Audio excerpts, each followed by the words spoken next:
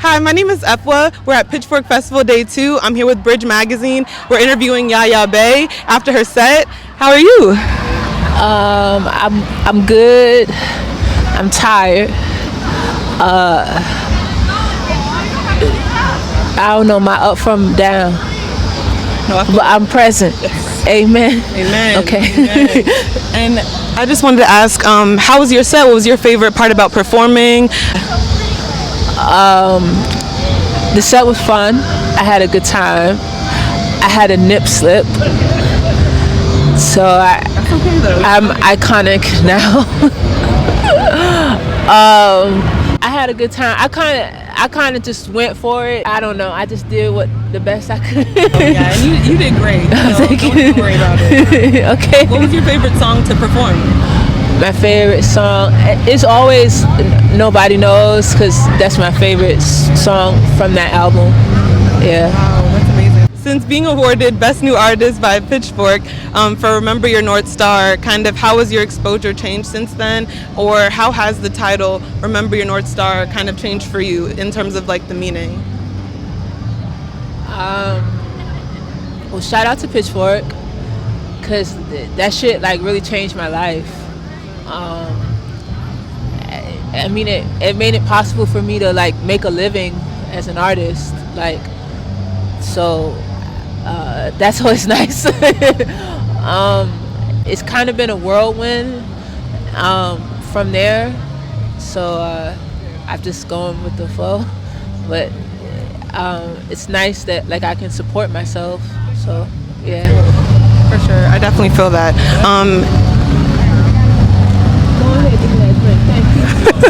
Yes. What we drinking? I don't know. I love that. Yes. So just talking about Remember Your North Star versus I believe Exodus to the North Star. You said Nobody Knows is your favorite off Remember Your North Star. What would you say is your favorite off your new EP? You have to choose.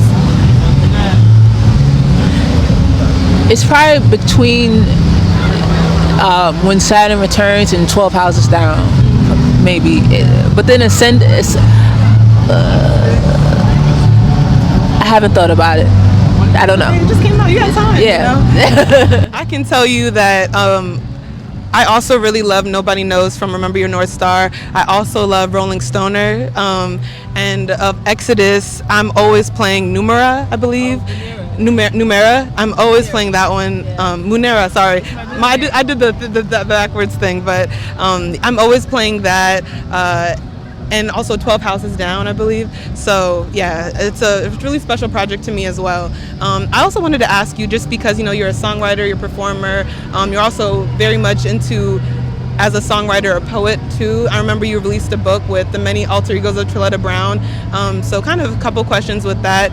Are you ever going to release another book, maybe for future projects or a separate poetry book? I don't know. You don't know because you don't know if you can do a whole book, or you don't know if you'll have like the time to do that? If I feel moved to do it, if I feel moved to do it. I know people would love that, so. At some point, I mean, I do come from a poetry background. It just depends, Do you think it's easier to perform poetry or to perform as like a singer and dance? I had some pretty traumatic experiences like in the poetry scene, so I would never go back to that.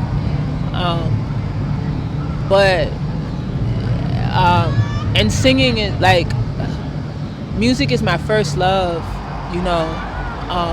so I'm where I should be, but releasing poetry for people to read and consume separate from me is my preferred way to engage with poetry. But I don't know if I should, if that would be something that I do again. It's not off the table, but it's not in the front of my mind right now. Yeah. Makes sense. Yeah, absolutely. So because you were saying you kind of started out in poetry, do you have kind of different influences, writers wise, poets wise, versus like influences music wise or singer songwriter wise? Uh, yes and no. I mean, my friend Falu is a amazing poet, and Roya Marsh. Like I know some amazing poets um, that I respect a lot as writers. Um, I think everything, all of my influence, though, does come from songwriting. Like even me as a poet, I think that I am influenced mostly by like Donny Hathaway is an amazing writer, and Frankie Beverly is an amazing writer, and there are so like if you sit down and listen, Beanie Siegel is an amazing writer.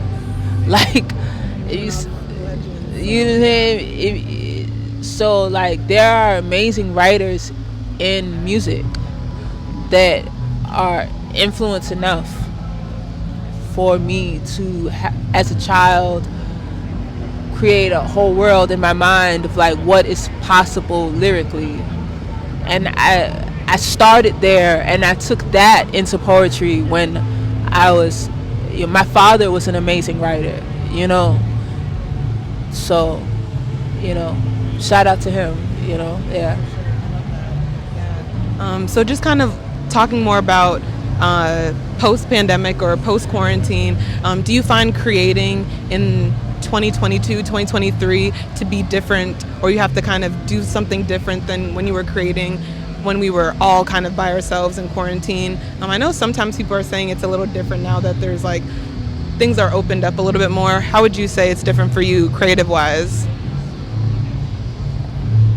I was always a homebody, so nothing's changed.